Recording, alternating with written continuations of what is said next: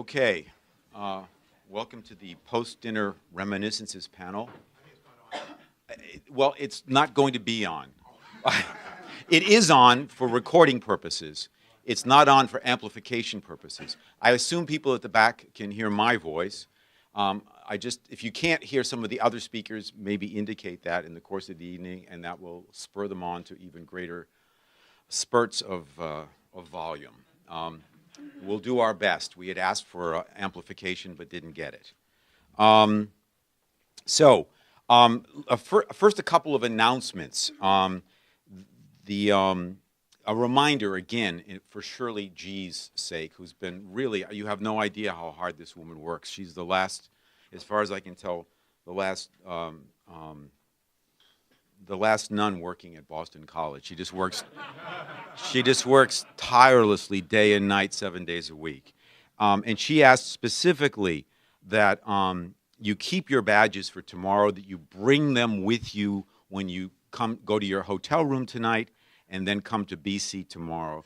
Otherwise, well, she's put her foot down uncharacteristically and said she's not making a second set of badges, okay? So if you want a badge, bring it with you, and we urge you to bring your badge with you. Okay.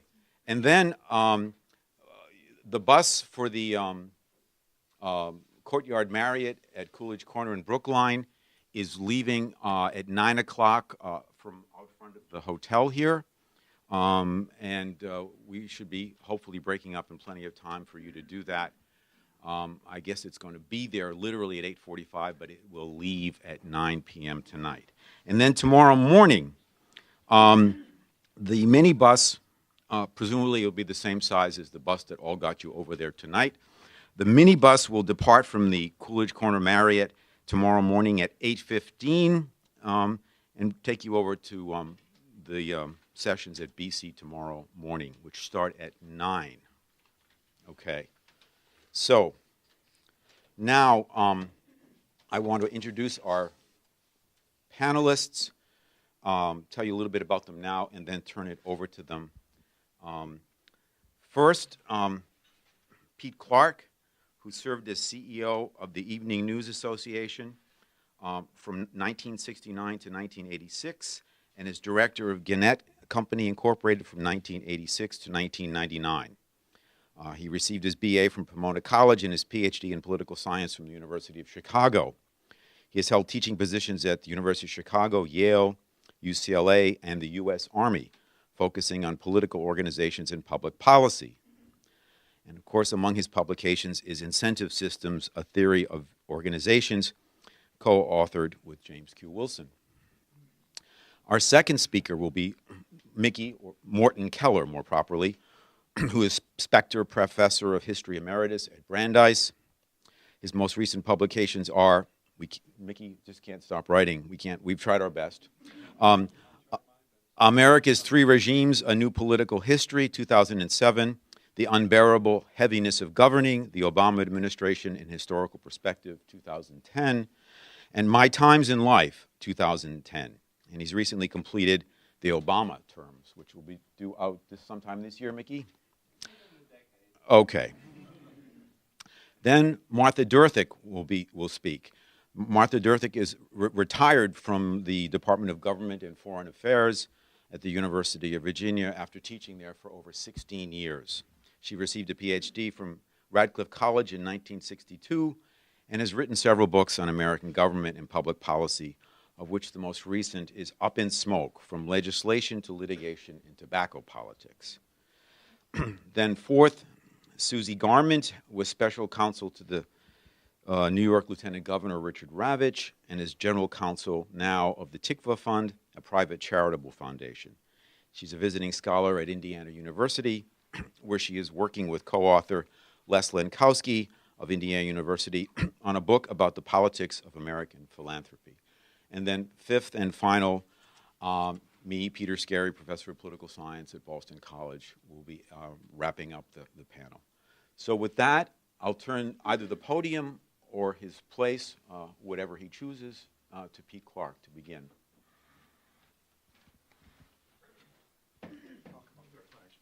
Sure. Thank you very much, Pete. Can everyone hear me? My contribution to American political science was to introduce Jim Wilson to Ed Banfield. I was happy to retire after that and go off and make a living. Jim Wilson arrived at the University of Chicago Political Science Department from the Navy in 1956, and I had arrived there a few months before from the Army. We and our young wives were all from Southern California. We quickly became good friends. We found we shared very similar interests and tastes, and we remained good friends for much more than half a century. I don't want to reminisce today about all of the good times that we had, the extended public policy discussions, the marvelous scuba diving trips, or the African safaris that we did together. I won't even mention the board game D-Day, which almost no one here is old enough to remember, that Jim and I played for 3 days inconclusively. And Jim and Roberta had to go back to Massachusetts, and Leanne and I remained with the game in Michigan. General Wilson did not succeed in pushing us back into the sea, but I hadn't succeeded in destroying the Wehrmacht. It was a very tough fight. Jim's interest in coming to the University of Chicago, as he told me, was to study agricultural politics with Charles Hardin. I don't know how many of you remember him. My interest in going there was to create a scientific politics with David Easton. I met Ed Banfield, took a seminar or two from him, and was powerfully impressed. And I urged Jim to do the same, and he did. There are several aspects of Ed's characteristic, style, and interests and talent that influenced Jim a great deal, I believe. And I think it's worth talking about those at some length, because they help to explain more about him and even help to provide some background or basis for some of the discussion we had this afternoon. As early as the mid-1950s, Ed Banfield was obviously concerned about what he thought of as rising left-wing radicalism in the United States on college campuses and in cities, and it worried him. He was concerned about it. He was concerned about the risk of racial tensions in American cities, and he spent some time talking with me, and I'm sure with Jim, on that subject. He even mentioned to me an absolutely unknown Chicago organizer named Saul Alinsky, and this was in 1956. Ed was perceptive, and he worried about divisions in America. And he subtly guided his graduate students to be concerned about the same subjects, I think. Ed stimulated Essene Udom Essene to write a book entitled Black Nationalism, which was about Elijah Muhammad, a contemporary leader of the black Muslims. It's a pretty good book. He guided Jim to study the increasingly influential black political machine in Chicago. And that produced Negro Politics, The Search for Leadership, which was Jim's first book. He urged me off the record to examine empirically and to question the power elite theories of C. Wright Mills and Floyd Hunter, who then enjoyed substantial popularity, and I think are reappearing in some campuses now. And Jim suggested that when I did not publish about the power elite, the mythical power elite in my estimation, he said that I had sold out and had in fact tried to become one. I think, as usual, Jim was to some extent correct.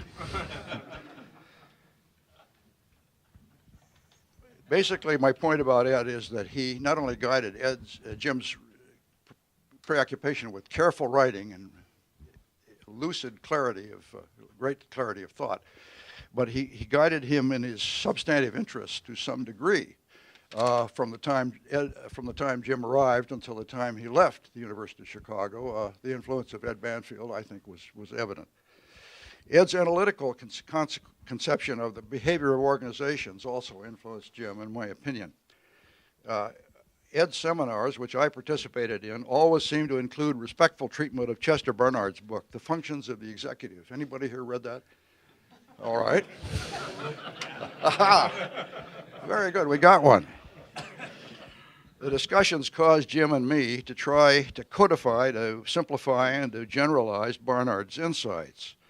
And Barnard's ideas led us to the paper we wrote on incentive theory.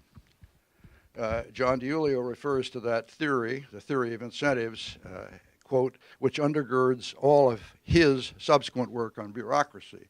And the discussion today suggests that that's true. And really, we patched that together from Chester Barnard out of Ed Banfield.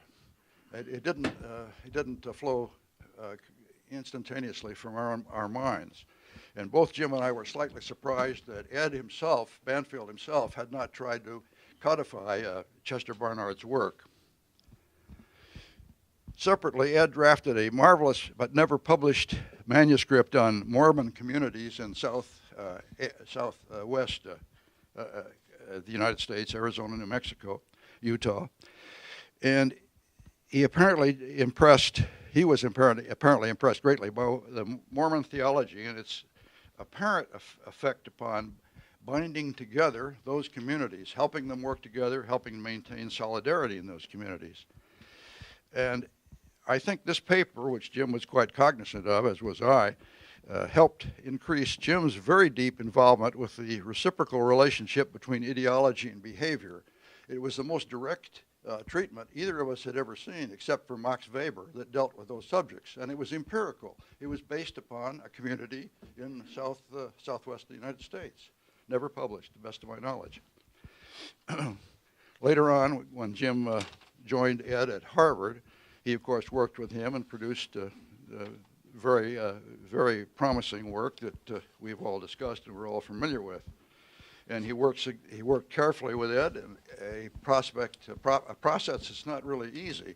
Ed was a difficult man to work with. He was not, I think there's no ambiguity about that. And Jim was patient and was very productive, and they did some marvelous work together. They produced works of serious empirical quality, but more importantly to me was the secondary effect of Ed's interest in Leo Strauss.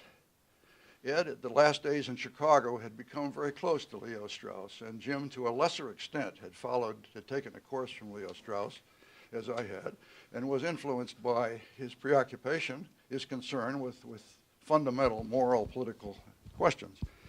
And that exposure to Leo Strauss tended to draw Jim more and more into political philosophy, which it seems to me is essential in his intellectual growth. He developed from a superb empirical analyst of politics to a moral philosopher of I think, very great importance. At Harvard, of course, Jim met Daniel Patrick Moynihan, who drew him to some extent more into governmental involvement.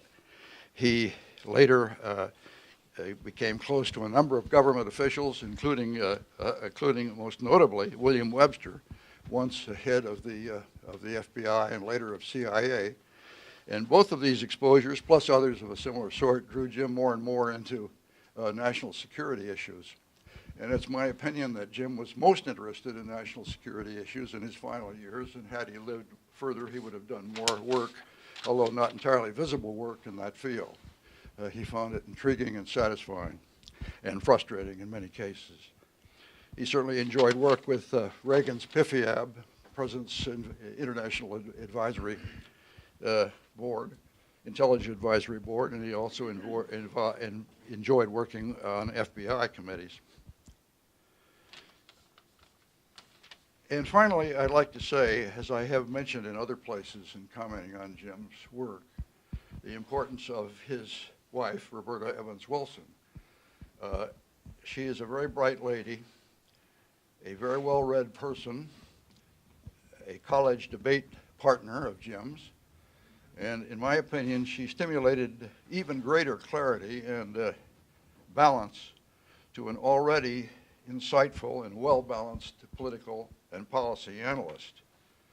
We are all indebted to Roberta as well as to Jim himself. It's a great pleasure to have a chance to participate in this discussion, and I thank you all.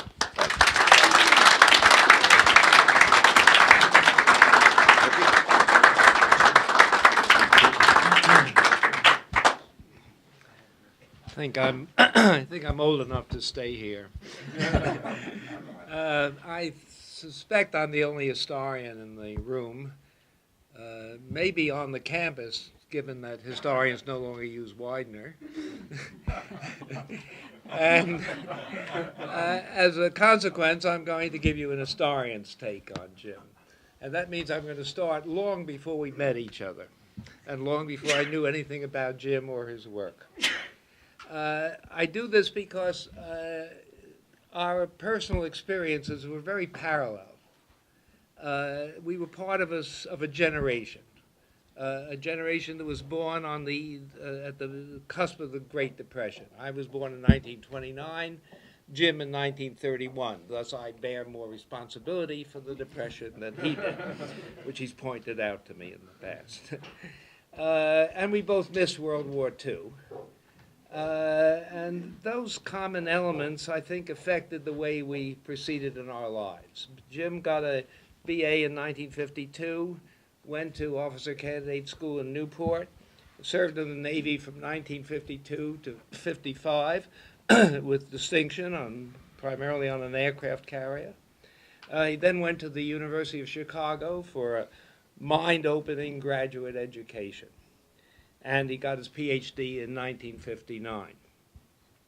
I got my BA in 1950, being 2 years older, went to Harvard from 1950 to 53, where I had a graduate education whose substance and quality still eludes me most of the time.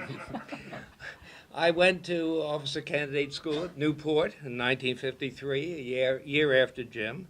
I served in the Aleutians in Washington, D.C., to no visible harm to the nation.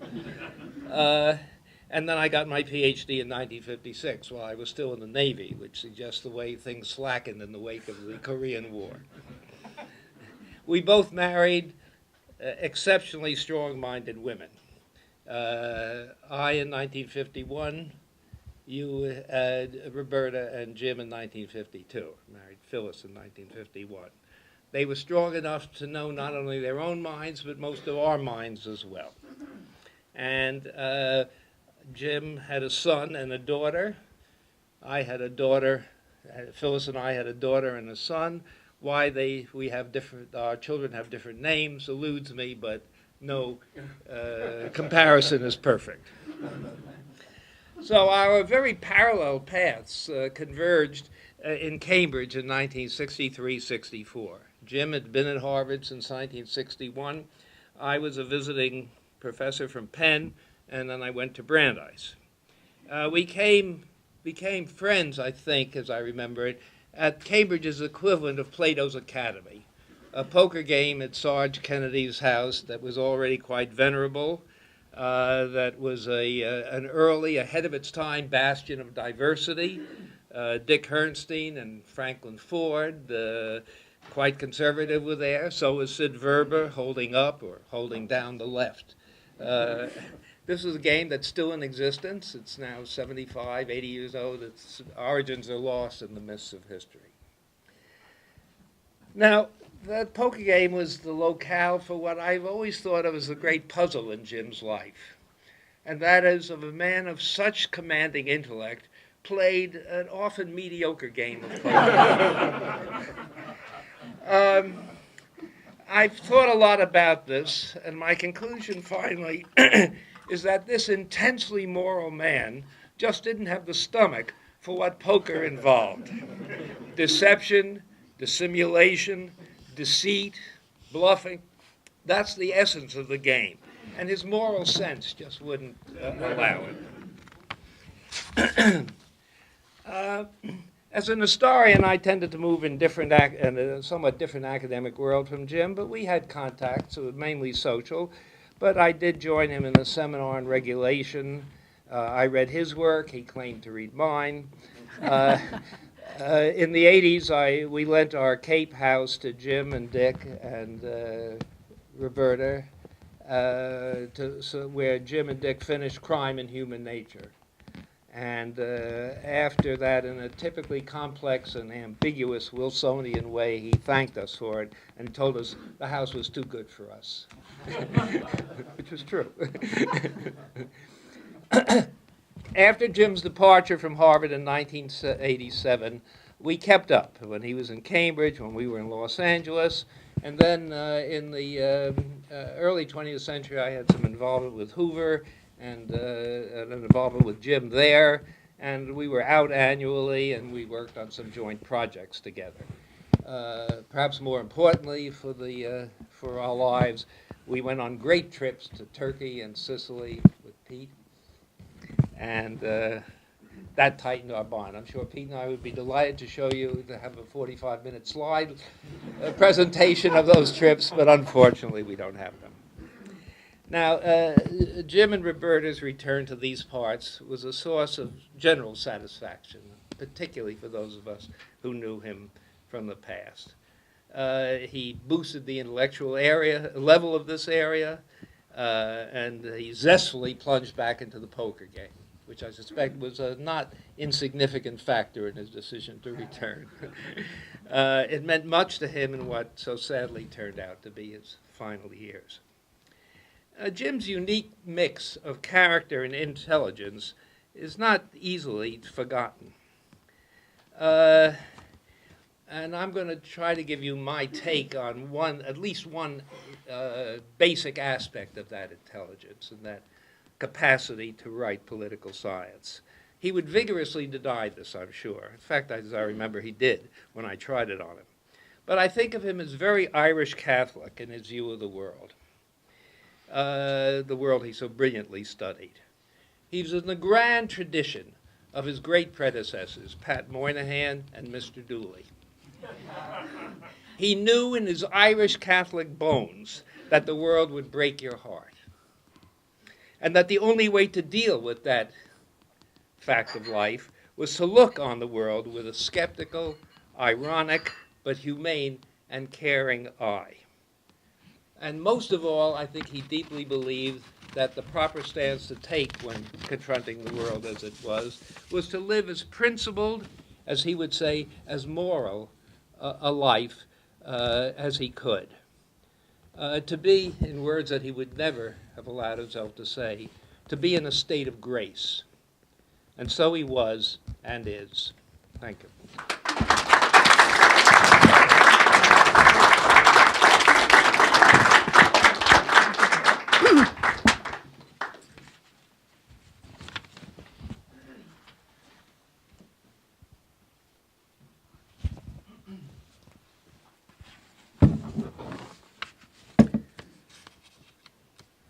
I met the Wilsons first and knew them best in the early 1960s when Ed Banfield, our shared mentor, succeeded in bringing Jim to the Harvard faculty.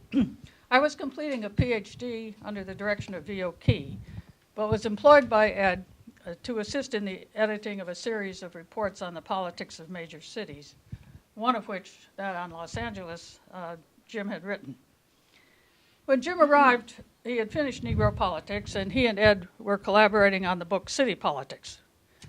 Comfortably compatible intellectually, they nonetheless struck me as being far apart temperamentally, or perhaps one could say culturally. Ed was a New England farmer, a Puritan, who appeared to believe that written work couldn't be any good if one failed to suffer while producing it. Jim, coming from Los Angeles via Chicago in his very lively, agile VW Beetle, predecessor to a Porsche, wasn't into suffering. He worked fast, very fast, and free of agony. Years later, I developed some sense of how Ed must have felt. The Wilsons and I shared an interest in residential architecture and home building. A gift for design, texture, and color ran in Roberta's side of the family, and I learned much from observing what decorated their home and from a friendship with Roberta's very talented older sister. When Jim left Harvard, he and Roberta built a house in Malibu on a cliff overlooking the Pacific. Though I wasn't close to that project, as near as I could tell, they never broke a sweat over it. Maybe never even left Belmont while the house was under construction, and the result was exquisite. I, on the other hand, was completely consumed, not to say traumatized. by building on a site in Charlottesville, less than a mile from where I was living. Maybe that was the problem, of course. Not long after the Wilsons arrived in Cambridge, I left to spend the academic year in 1963-64 at Stanford.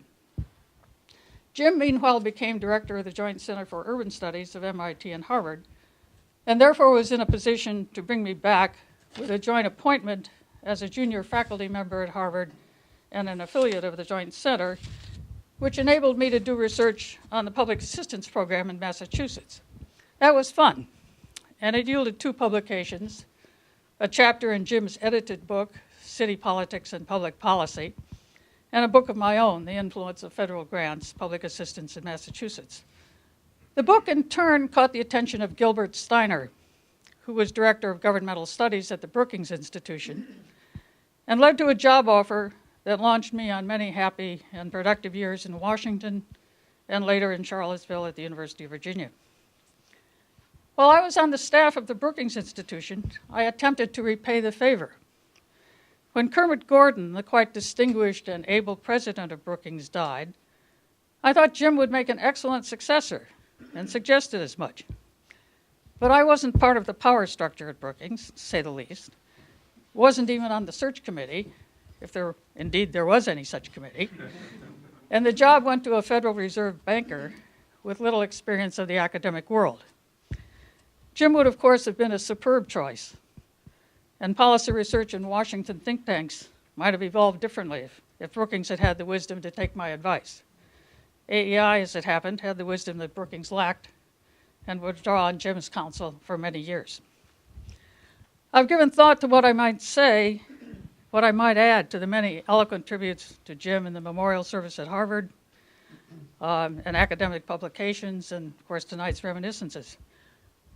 I hope it won't seem gratuitous, maybe even self-serving, if I say that Jim liked the Celtics as well as the Red Sox. Shep Melnick, along with Matthew Wilson in his eulogy at the memorial service, persuaded me that Jim loved the Red Sox best, but he was a loyal, if not equally deranged, fan of the Celtics.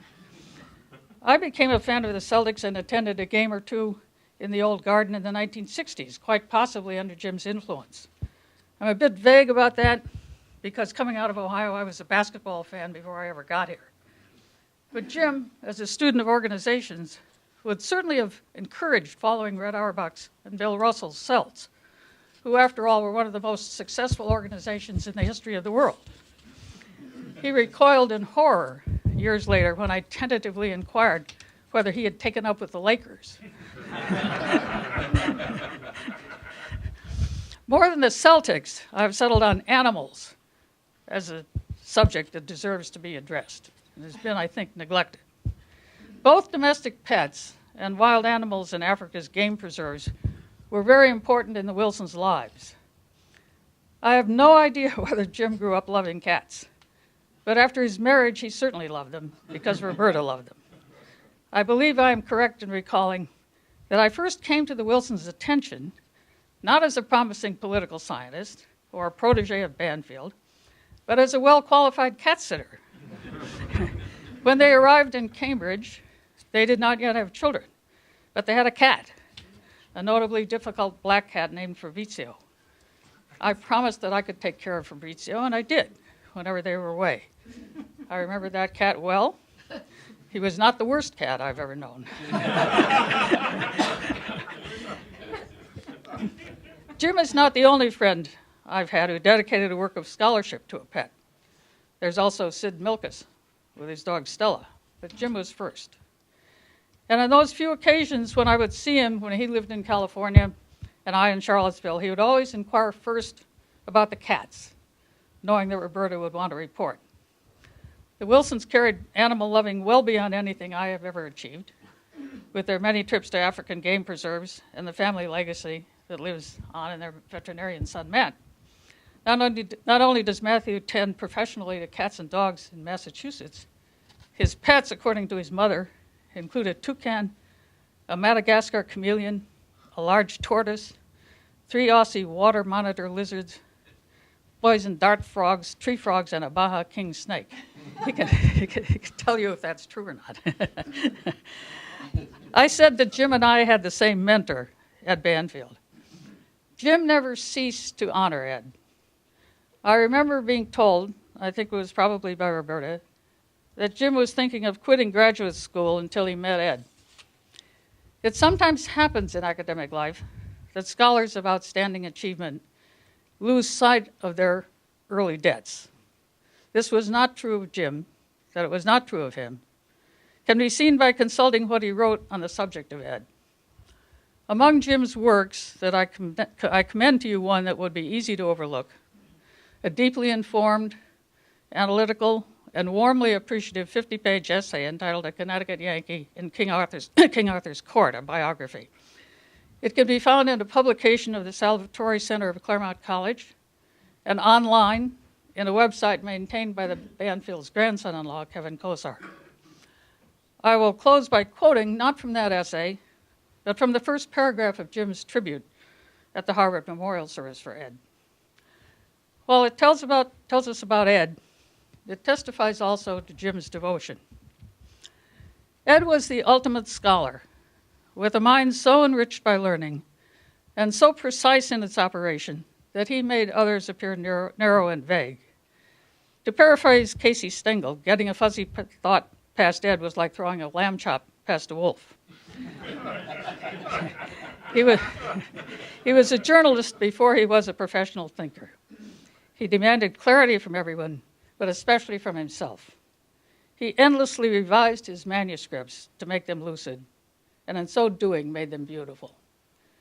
We can infer from this graceful, witty, and generous tribute that Ed's habitual agonies of composition were not in vain.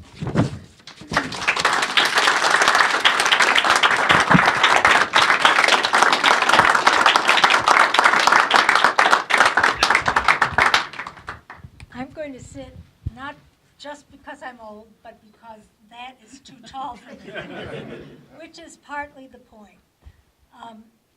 You know, when Jim's students talk about him, it's always a very Rashomon-inflected exercise because he had different relationships with different students.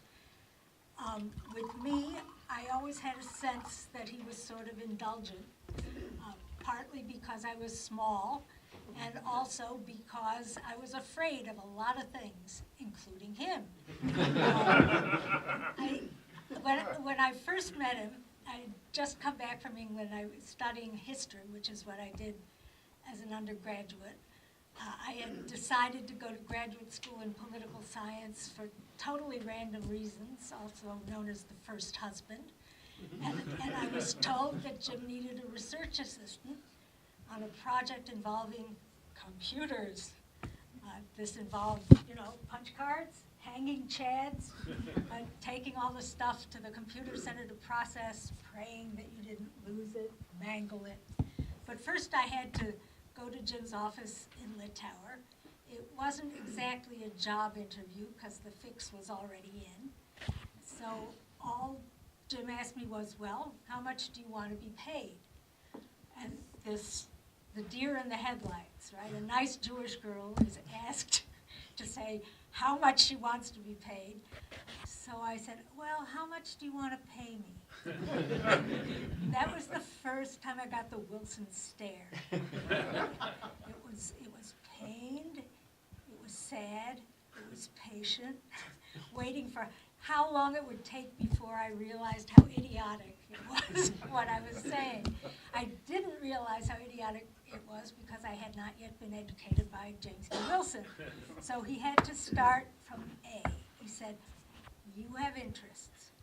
You must represent those interests. That is how I know how to represent my interests. And on the basis of that, we can reach a rational bargain. Do you understand this? Not really, but that was the first lesson. There was a whole series of them. And I remember a surprising number of them. In the first course of his that I took, I remember his explaining to us the difference between a government institution and a private sector enterprise.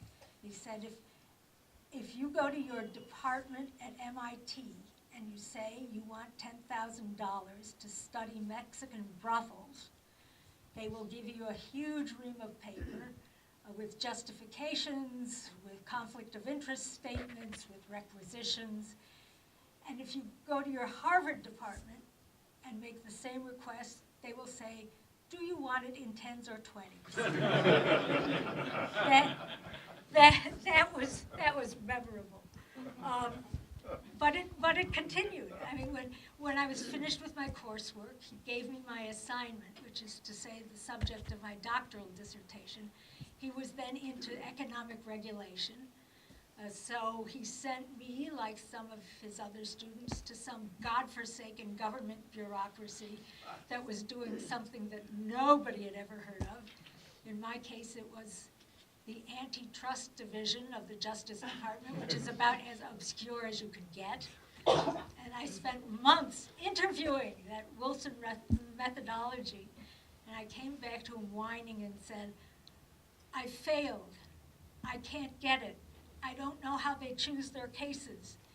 They seem to choose every case they can get. And he looked at me with the Wilson stare. And that was how I discovered the prosecutorial ethos, which I wrote about for years, including its effects on American politics.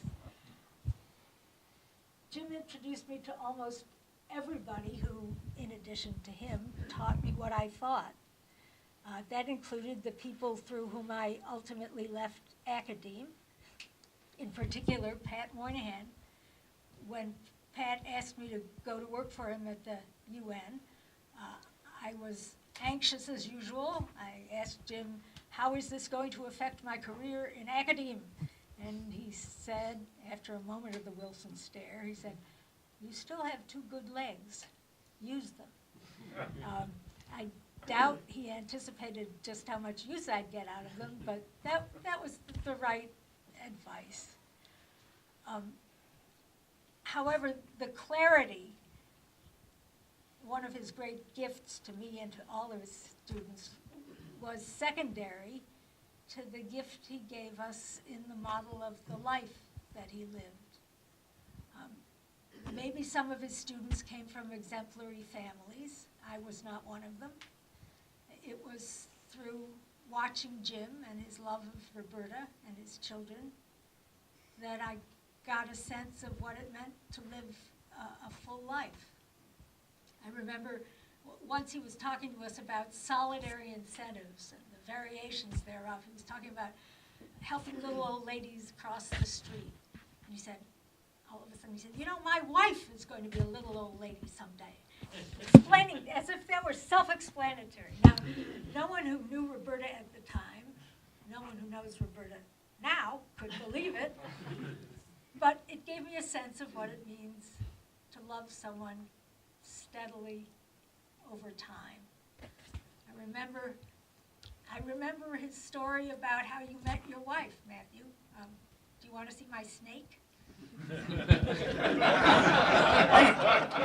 She said, are you the guy with the snake? Oh, I'm sorry. He embellished it in later years. You're too modest to tell the truth. And I've told you this, part of the reason my daughter is named Annie is that I just couldn't think of anything lovelier than the name Annie when Jim and Roberta spoke it. So my daughter Annie is a doctor, and her husband is an oncologist.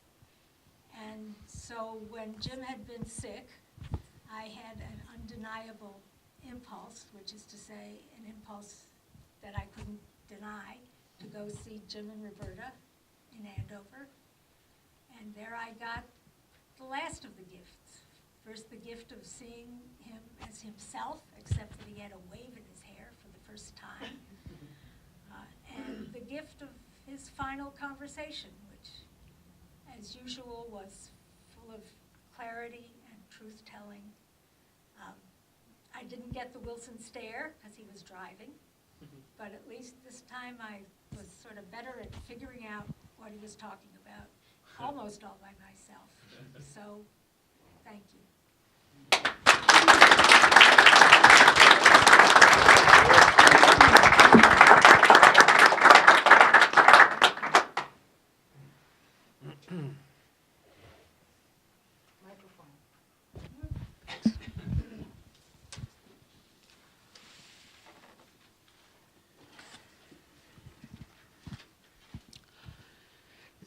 Jim Wilson was an extraordinary person, in ways large and small. He's the only academic I know who could get jazzed. The tiny airline terminal building depicted in the movie Casablanca was, at least back in 1998, still standing at the Van Nuys airport and would drive out once in a while to see it. He's the only trained social scientist, to use Jim's favorite tongue-in-cheek self-description, with whom I ever watched Roadrunner cartoons. He's the only academic who ever made fun of the car I was driving, a late model Volvo at that. But he's also the only academic who ever complimented me on my driving skills. He's the only academic who ever instructed me on buying jewelry from my wife. He's the only academic who ever gave my wife a Leatherman utility knife. He's the only academic who I knew would appreciate getting Steve Martin's autobiography for Christmas. He's the only academic, hell, the only adult, who I knew would want to ride around Boston Harbor with me in a 2,800 horsepowered speedboat called Codzilla.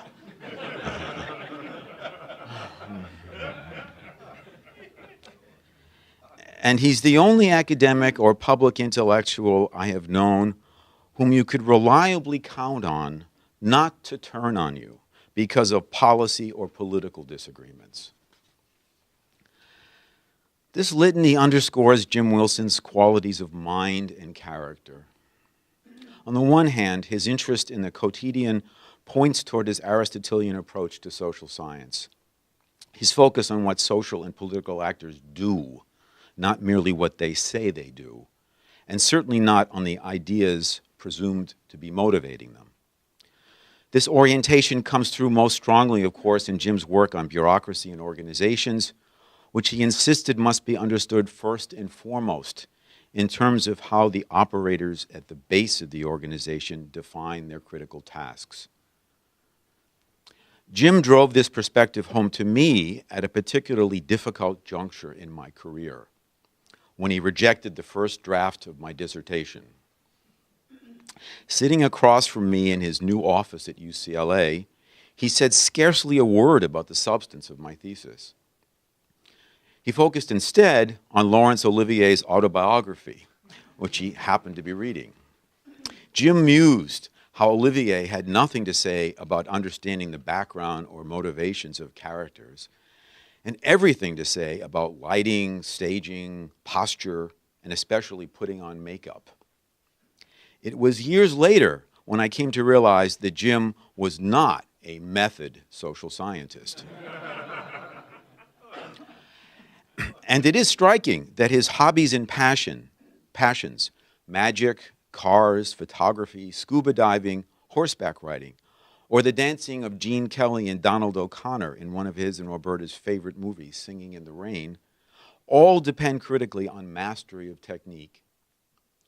I am reminded of legal theorist Lon Fuller's formulation of modern natural law, which he argued had nothing to do with brooding omnipresences in the sky and everything to do with fashioning serviceable institutions according to what he called the lower laws of carpentry.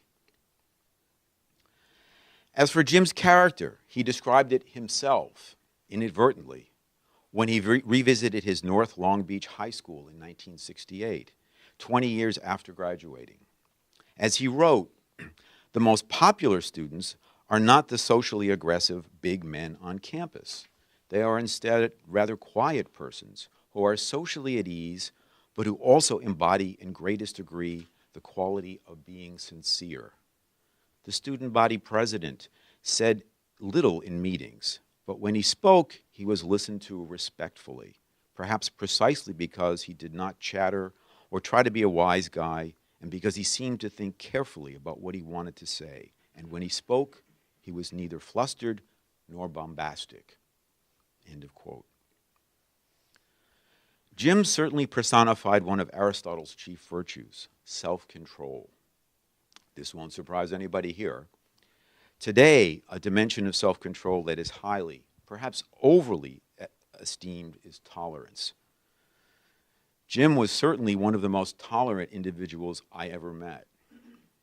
On only 2 occasions did I ever see him come even close to losing his composure. Once about a journalist whom I won't name here, and once in a conversation with me.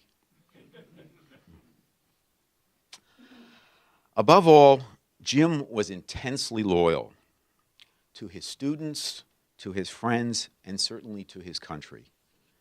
At the commencement speech he delivered in 1988 at his alma mater, the University of Redlands, he thanked the parents of the graduates for providing the family life that will enable you to sustain the delicate balance between humanity and intellectuality.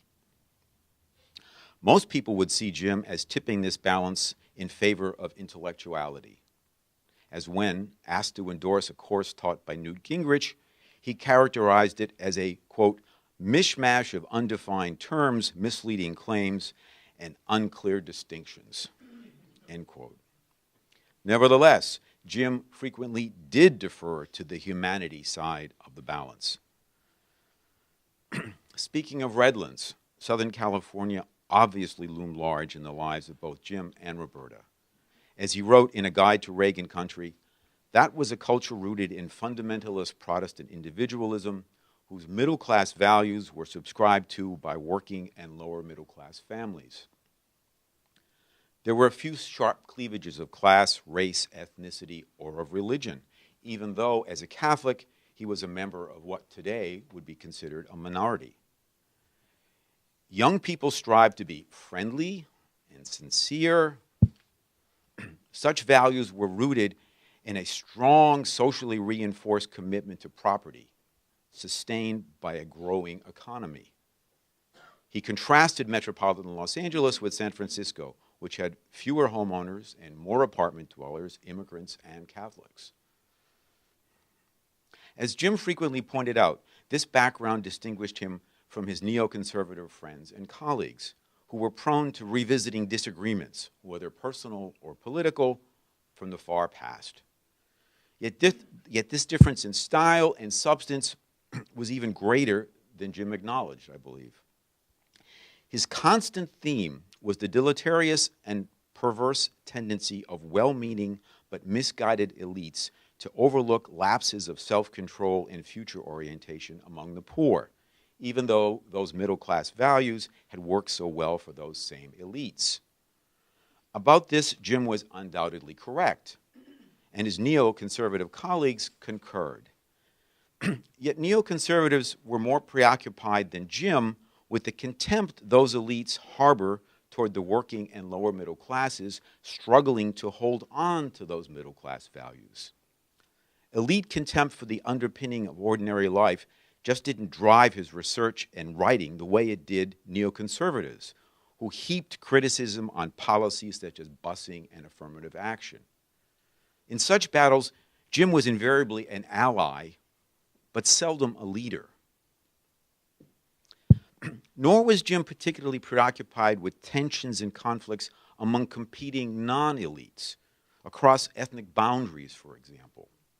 This was evident in his recent writings on religion, in which he views competition among faiths as healthy, resulting in our religious vitality. Yet his interpretation of America's religious marketplace, past and present, is, I think, much too benign. He overlooks how faiths compete not only for members, but also for recognition and legitimacy. For example, Jim took the resurgence of the Christian right in our time as a given, ignoring that it emerged in response to an increasingly aggressive, condescending, and successful liberal agenda. And in his 2009 essay, Religion and Polarization, he acknowledged how Catholicism has at various times been attacked as antithetical to America's liberal values. But he then dismisses such charges as unfounded, or if true at times, traceable to European Catholics. Arguing that Catholics here have simply been victims of prejudice, this article completely glosses over fundamental conflicts of values among American Protestants, Catholics, and Jews. For example, Jim overlooks a figure such as Monsignor John A. Ryan, denounced by the infamous Father Charles Coughlin as the Right Reverend New Dealer. Indeed, Ryan was an advisor to Roosevelt, a friend of Louis Brandeis and Felix Frankfurter, and a member of the board of the ACLU. Nevertheless, Ryan argued up to his death in 1945 that in modern democracies, non-Catholic faiths ought not to have the same social and political prerogatives as the Catholic Church, because, as he wrote, they are wrong, we are right, and error has not the same rights as truth. For most of his career, Jim's admirable, if daunting, composure and self-assurance, his ability to acknowledge but then look past contention and strife, resulted in work that was more even-tempered and practically oriented than that of excitable neoconservatives. They were the linemen intimidating the opposition and clawing for yardage. He was the affable, unflappable quarterback orchestrating the campaign. And we all benefited. But at some point, certainly after 9/11, the game changed. Jim never grappled with the growing hostility to immigrants in America throughout the first decade of this century. Nor did he have much to say about the Tea Party movement. As for America's response to Muslims at home and abroad, I believe that Jim's Southern California ethic, his loyalty to neoconservatives, and above all his loyalty to this nation, limited his ability to make sense of this new and troubling world. Thus, his benign interpretation of religious competition in America obscured from his view the many occasions since 9/11 when American Jews have zealously criticized and unfairly maligned Muslim Americans. As Pat Moynihan would have recounted with not much surprise, this is similar to the way Irish Catholics in the early days of the Cold War sought to dispel lingering suspicions about their loyalty to America by going after leftist WASPs and Jews. Now, globally, Jim acknowledged that Muslim societies despise our leaders and reject our policies. But when assessing those policies, including in Iraq, he concluded, in my view unpersuasively, and here I'm quoting, "We have helped without asking anything in return." Now, I say this not only to criticize Jim, though I am undeniably doing that, but also to express concern that we may be losing the ethos that nurtured a Jim Wilson. For in America today, the economic growth that sustained that ethos is hardly certain, and the elites seem much less well-intentioned than those he rightly criticized. In sum, I fear we now face a world where Jim Wilson's virtues of self-discipline, tolerance, and loyalty are less at home than ever. Thank you.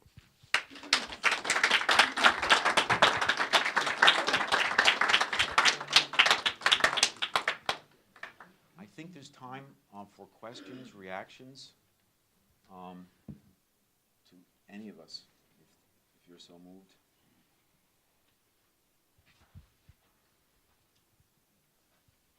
Yes, Larry.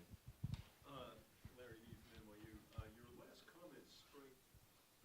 I tend to agree with one thing about them that I think is worth comment, and that is that Jim's social vision was practice. Is that fair to say? Part of a society grew up in as the ideal, and as society progressed past that point, it wasn't possible to imagine radical changes or solutions. So the equanimity that you mentioned is the product of a society that's predominantly self-regulating, where the problems of order, dissent, and conflict were limited, and therefore where radicalism wasn't really called for. So there was a profoundly conservative tenor to his thinking, which was very much about understanding realities as it was, not about fundamental change. And I hear you saying that in the current environment, that is no longer as persuasive as it was, that we indeed have to contemplate more serious problems of hope and contemplate more radical change.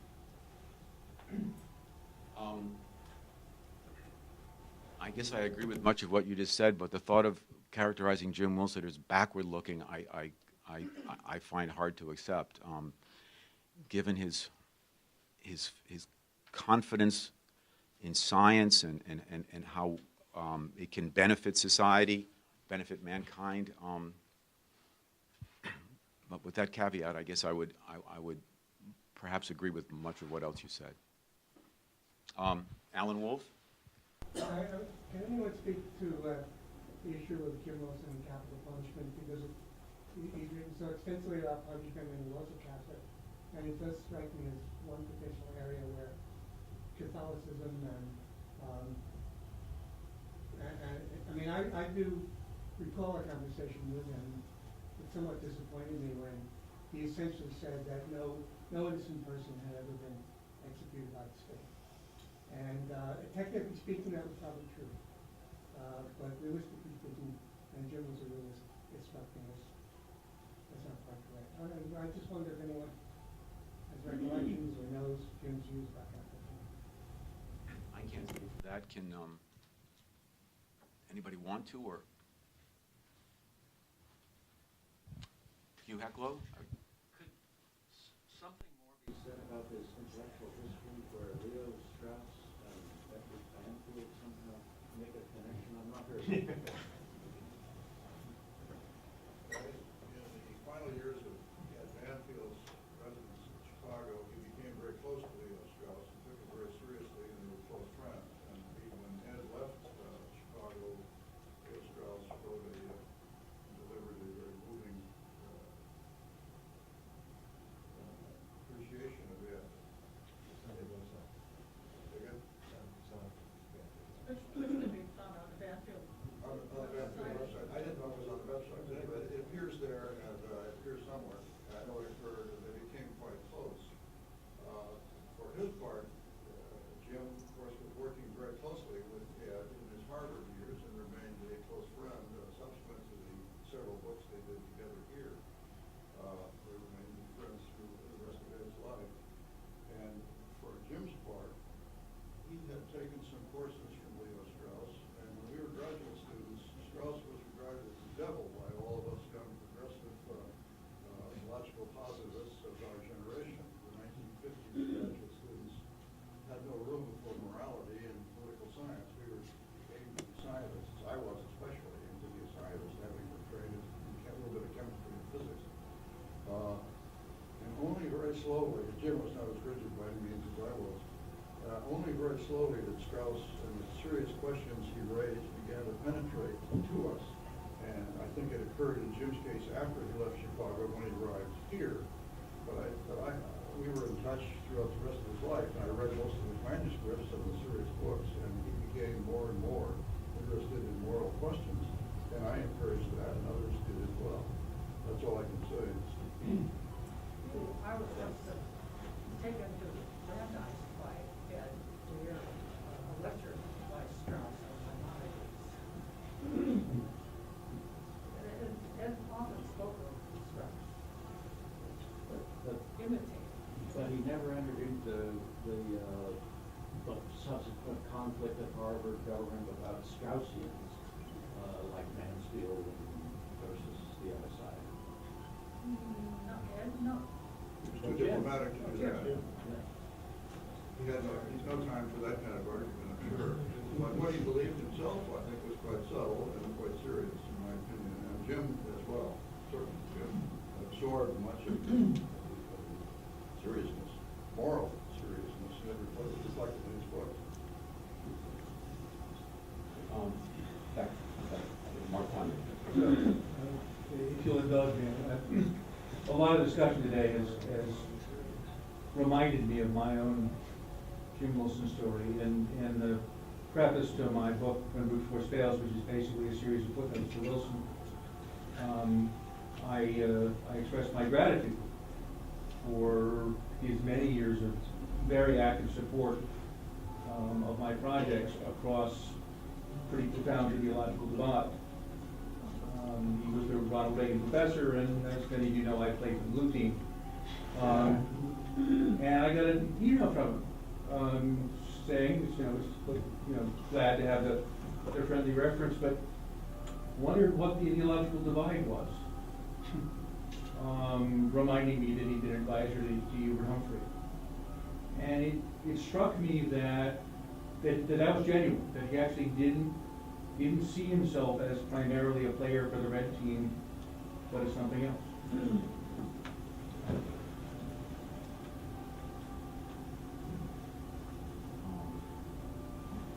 think many of us would agree. This is for Peter. Someone earlier asked, everyone over hand so we could do a survey of how many people have read the Clark and Wilson essay on incentive systems. We'd see quite a few hands, including mine. And one of the things that's interesting about it is the style of its presentation. It's quite different from the most of the corpus of Wilson's work. And there is a theme in some of the recollections of Wilson about his relationships to mainstream behavioral political science. And you would get a very different impression from that essay than from much of his work. And so, what can you say about the the style? And this is just for any of you who haven't read it. It's very explicit about making assumptions, and it's almost in the style of kind of postulates and axioms and hypotheses, and very scientific, very much in the mode of the scientific language. So did that come from you? Did that come from him, or did you guys change, or what was that? I drafted it, he edited it. We evolved in quite different directions, as I tried to say in my remarks. I came to the University of Chicago wanting to create an anti-Marxist science of politics. I had tried to look at physics and chemistry, and I had unlimited ego, and I thought it was possible to do that. I was on a track of logical positivism and logical deduction, and I was going to build a pretty rigid deductive science. And I went out to Yale and taught a little bit that way, which I didn't enjoy much, and I think the students were totally baffled by what I were there. We had entirely different points of view about pedagogy, and my style, had I stayed as an academic, would have become more and more rigidly analytical. But he became more and more involved with people in the human sense and in interviewing. I did a lot of interviewing for Ed and for myself, and I believed in what he was doing. I liked the style that Ed taught us all. But I wanted to go beyond that and build an analytical system. I hope that answers your question. He didn't like that very much. He was happy to go in a very successful and more human, I think, direction. He was happy to assign it in his classes. I'm sorry? He was happy to assign it in his classes. I don't know. We talked about it a lot. The debate this afternoon discussed I found it fascinating because it was like poring over something we wrote half a century ago. And the debates you were having amongst yourselves were debates Jim and I had over the vagueness of the definitions and the degree of which the lack of clarity in the overlap of the categories and what the philosophical root of the category was. We talked about that a great deal. I just pulled it out of thin air out of what I thought Mansfield and R were saying, what common sense said to us. And one final thought was policy oriented. We were both concerned with the rise of the politics of ideas, which we thought were destructive to the American polity. It wasn't bread and butter politics, it was reaching for ideas, and that's what stimulated the amateur Democrat in the work that he did in the subsequent work. We thought that was growing, we thought it was dangerous, we wanted to deal with that in some way in an analytical framework, and that's why we posited the category that we did, which was not based upon power, on the politics, on the incentive value of ideas in politics. Steve, yeah, I was going to say one point in a way on that, I mean, which is when I went back and looked at a lot of Jim's work, I think a lot of us are attracted, as I am, to the work that's more qualitative, more interview-based, but especially a lot of the synthetic work that Jim did synthesized lots and lots of quantitative work, right? And so that work was not work he himself did, but I think it's too easy for us to sort of think about this qualitative-quantitative divide and think of Jim as the person who is the advocate of one side of that. And I just don't think that's accurate. And in some ways, I think his own work is a good guide to what a healthier social science would be, right? I think he was constantly looking to look to the best designed quantitative work that wasn't just an exercise in idiot savantism, right?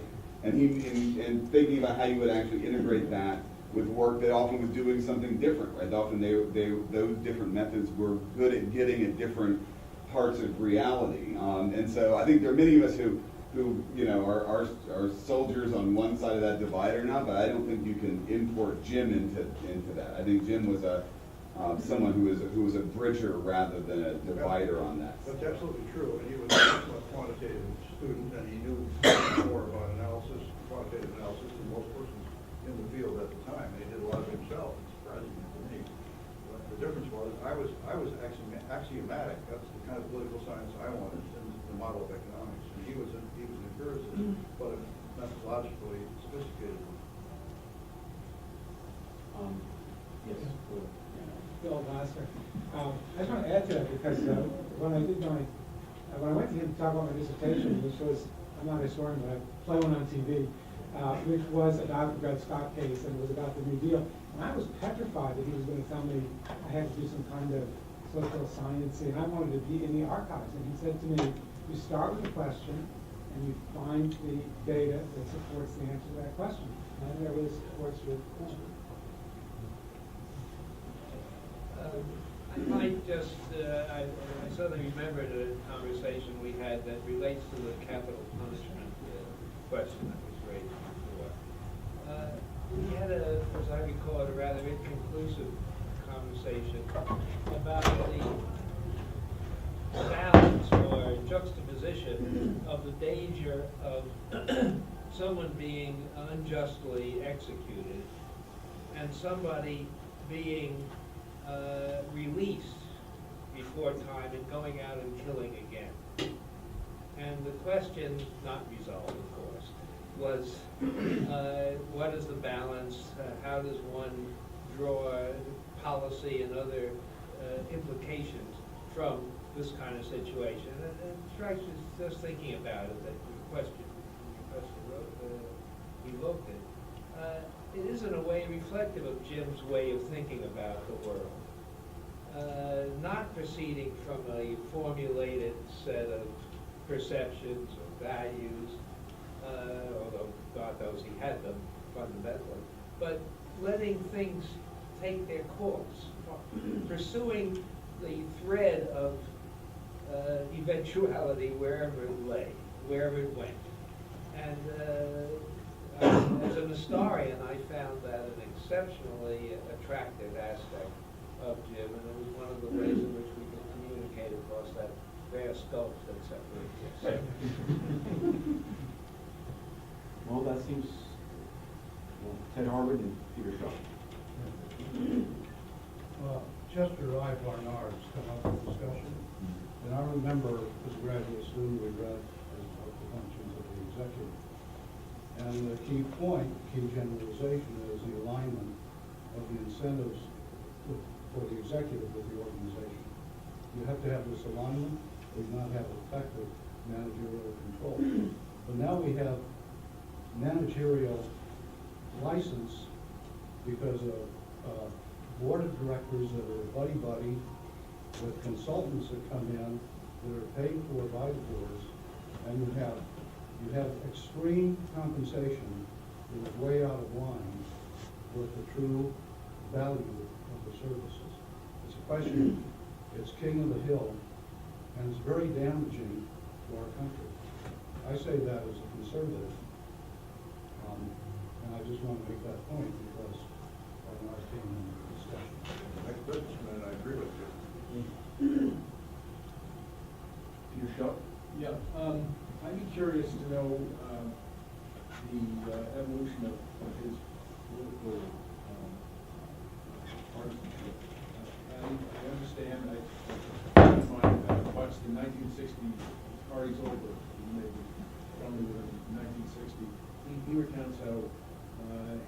he worked for Kennedy, he worked for Kennedy, and he watched the returns together, and we mentioned that he supported Hubert Humphrey, and I'm wondering when he turned against the Democratic Party, if he did. Was that from the government's effect on the Democratic Party? Was it something else? Was it not as clear cut as that? I can't speak to that. Maybe somebody else can. I'll give you a one-word answer, McGovern. Yes. Did you want to say anything about it? No, One word, okay. Right. He said he didn't change. You heard that? Okay. Maybe that's a good note to end on.